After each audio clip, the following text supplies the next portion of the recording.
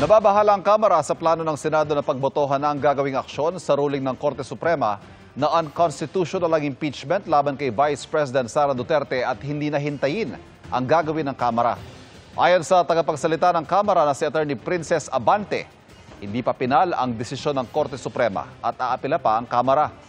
Ano man anyang premature actions tulad ng pagboto ng Senado na hindi ituloy ang impeachment trial ay pagsasawalang bahala sa due process. Baka raw maging political shortcut ito na magpapahina sa papel ng Kamara. Nanawagan sila sa mga senador na magpasensya at hayaang gumulong at matapos ang judicial process. Ayon kay Representative Terry Ridon, chairman ng House Committee on Public Accounts, ipapasa ang motion for reconsideration bago ang deadline sa August 9. Tila pinahihirapan daw ng Korte Suprema ang pag-impeach sa matataas na opisyal. Sinusubukan namin kunan ng pahayag ang Senado kaugnay nito. Naunang napagkasunduan ng mga senador na magdebate at aksyonan ng impeachment sa August 6.